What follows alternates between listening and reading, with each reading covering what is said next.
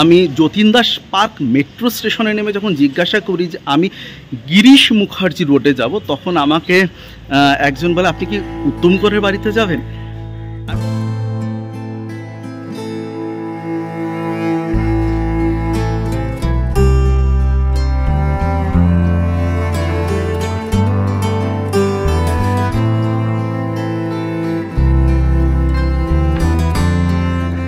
তুষার টক্সের নতুন একটা ব্লগে তোমাদের সবাইকে স্বাগত জানাই। আজ হচ্ছে 24শে জুলাইয়ের বিকেলবেলা, আর 24শে জুলাই আমি কোথায় এসেছি? ভবানীপুরে। সবথেকে মজার বিষয় হলো, আমি যতীন দাস পার্ক মেট্রো স্টেশনে নেমে যখন জিজ্ঞাসা করি যে আমি গিরিশ মুখার্জি রোডে যাব, তখন আমাকে একজন বলে, আপনি কি উত্তম করের বাড়িতে যাবেন? আমি না কিছুটা অবাক হয়েছিলাম। তো বন্ধুরা, ঠিক তার কথা ধরেই কিন্তু আমি একটু একটু করে এগোতে 10 মিনিটের মতো লাগলো আমার এখানে এসে পৌঁছতে। আজ থেকে ঠিক 44 ইয়ার্স, অর্থাৎ 44 বছর আগে 1980-তে যে মানুষটা এই আপামর বাঙালিকে কাঁদিয়ে আজকের দিনে চলে গেছিল, সে মানুষটা কিন্তু আজও বাঙালির হৃদয়ে রয়ে গেছে। আর তিনি কেউ নন, তিনি আমাদের একমাত্র মহানায়ক উত্তম কুমার। এই 44 বছরে বহু নায়ক এসেছে, বহু নায়ক চলেও গেছে, কিন্তু আজও সে সময় যখন তিনি অভিনয় করতেন, তার যে প্রজন্ম ছিল, তার পরের প্রজন্মর কাছেও কিন্তু তিনি ঠিক একই রকমভাবে, ঠিক সেই রকম কি বলবো, একটা জাদু বলি বা একটা মায়ার টান বলি, কিছু তো একটা অবশ্যই রয়েছে। তার জন্য তিনি কিন্তু এখনও পর্যন্ত রয়ে গেছেন আপামর বাঙালির হৃদয়। একটা সময় হবে, আমাদের পরের প্রজন্ম আসবে, আমাদের পরের প্রজন্ম কিন্তু অবাক বিস্ময়ে তাকিয়ে থাকবে তার সেই সাদা কালো চরিত্রগুলোর দিকে। বন্ধুরা, আজকে আমরা যাব হচ্ছে সেই মহানায়ক উত্তম কুমারের বাড়িতে, তার প্রতি শ্রদ্ধা জানাতে। এই মুহূর্তে আমি রয়েছি তার বাড়ির ঠিক সামনেটায়, আর এই মুহূর্তে ভবানীপুরের অলিগলি দুপাশে কিন্তু ভবানীপুরে সেই পুরনো বাড়ি, বড় বড় বহু পুরনো বহু বছরের বাড়ি, আর একদম সামনে বাংলা চলচ্চিত্রের সেই প্রবাদ প্রতিম অভিনেতা, যার কোনো বিকল্প 44 বছরে হয়ে উঠতে পারেন। বন্ধুরা, তাহলে এই মুহূর্তে আমরা যাচ্ছি হচ্ছে উত্তম কুমারের বাড়ির অন্দর। এই যে লাল বাড়িটা দেখতে পাচ্ছ, এর ঠিক পরেই সাদা বাড়িটা কিন্তু হচ্ছে উত্তম কুমারের বাড়ি, এবং এখনও কিন্তু তার পরিবার সবাই কিন্তু এই বাড়িতেই থাকে। তাহলে বন্ধুরা, চলো এবার বাড়ির দিকে এগোই। বাড়ির এন্ট্রান্স হচ্ছে এই দিকে, অর্থাৎ মহানায়ক কিন্তু একসময় এখান থেকেই যাতায়াত করতেন। আর এইখানে দেখা যাচ্ছে একটা গ্যারেজ, আশা করা যায় মহানায়কের গাড়িও কিন্তু একসময় এই গ্যারেজেই থাকতো। আর এবার আমি তোমাদেরকে নিয়ে, বন্ধুরা তোমরা হচ্ছে তুষার টক্স চ্যানেলে, আমরা প্রবেশ করতে চলেছি মহানায়ক উত্তম কুমারের বাড়ির অন্দরমহলে।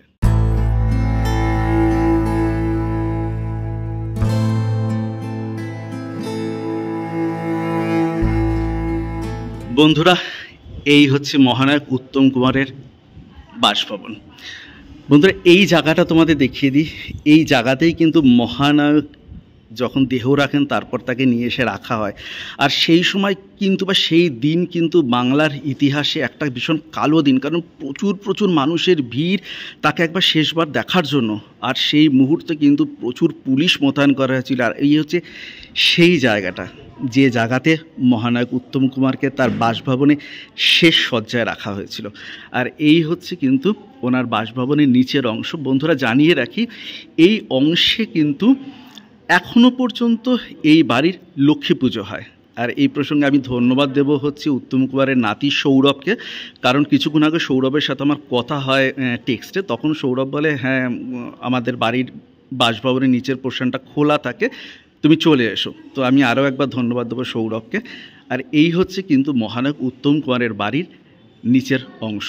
আর আরও একবার তোমাদের জানিয়ে রাখি, এই অংশে কিন্তু এখনও পর্যন্ত এই পরিবারে লক্ষ্মী পুজো হয়। এই যে জায়গাটা দেখতো, এই বাড়ি কিন্তু এখনও পর্যন্ত লক্ষ্মী পুজো এখানেই জাঁকজমক করে তার পরিবারের মানুষজনেরা। এই হচ্ছে সেই ঘর। বন্ধুরা, এবার তোমাদের দেখাই হচ্ছে এইখানে আমরা সোকাল যারা বলে থাকি আরাম কেদারা, একসময় কিন্তু মহানায়ক এখানে বসেই তার বন্ধুবান্ধবদের সাথে বা যাদের সাথে কাজ করতেন, তার এত বছরের কাজের সব কিছু সূত্রপাত কিন্তু এই ঘর থেকে। এবার বন্ধুরা চলে যাই তার বাড়ির লক্ষ্মী পুজোর ছবিতে।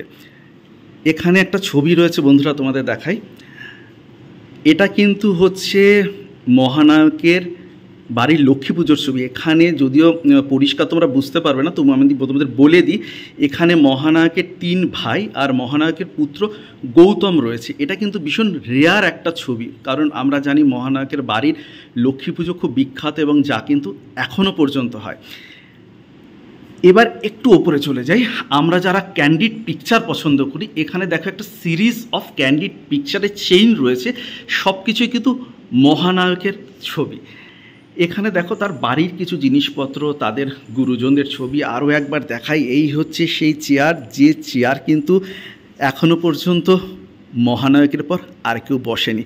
আর এটা বলতে কোনো দ্বিধা নেই, 1980 থেকে এটা 2024, 44 বছর ধরে না কোনো রিপ্লেসমেন্ট হয়নি। অনেক নায়ক এসছেন, অনেক নায়ক গেছেন। বন্ধুরা, আর একটা বিশেষ জিনিস জানিয়ে রেখি, এইখানে যে দরজাটা দেখতে পাচ্ছ, মহানায়ক যেদিন মারা যান অর্থাৎ 24শে জুলাই মহাপ্রয়াণ, তাকে কিন্তু এই বারান্দাতে নিয়ে এসে রাখা হয়, মানে এই উঠোনটাতে নিয়ে এসে রাখা হয়।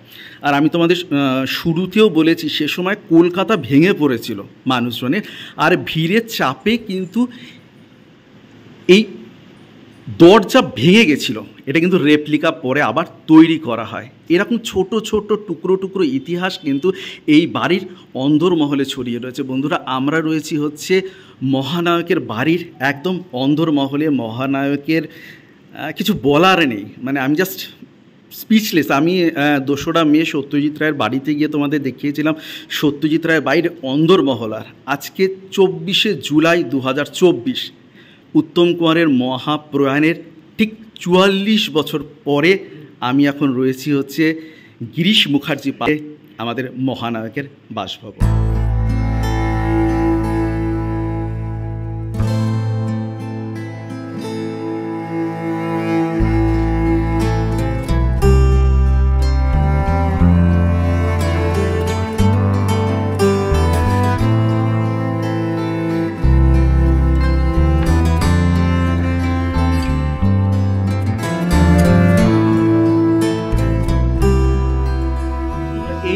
আমার সাথে রয়েছে নৈহাটি মিউজিক লাভার্সের, একসাথে দেখো কত কত গুণী মানুষরা রয়েছেন।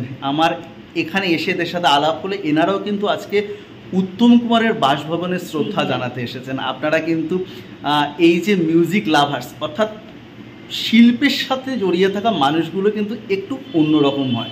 সাধারণত বলা হয় যে পাগল আর বাউল এদের কোনো পথের শেষ হয় না, আর আমি সাথে একটু জুড়ে দিই, শিল্পীদের কোনো পথের শেষ হয় না। আর একসাথে সব শিল্পী কিন্তু একসাথে রয়েছে। আপনারা নৈহাটি মিউজিক লাভার্সের সাথে থাকবেন, তাদের শুভেচ্ছা জানাবেন। তাদের আগামীতে একটা প্রোগ্রাম রয়েছে, তাদের জন্য অনেক অনেক শুভকামনা থাকলো তুষার টক্সের তরফ।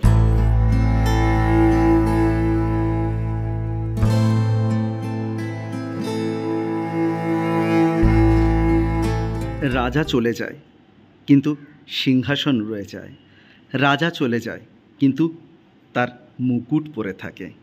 ঠিক সেই রকমই আমাদের মহানায়ক কিন্তু নেই, কিন্তু তিনি না থেকেও রয়েছেন। তার অস্তিত্ব, তার হাতের ছোঁয়া এই বাড়ির আনাচে কানাচে আসবাবপত্রে ছড়িয়ে রয়েছে। তিনি নেই তো কি হয়েছেন, তিনি আপামর বাঙালির হৃদয়ে একদম সিংহাসনে বিরাজ করছেন।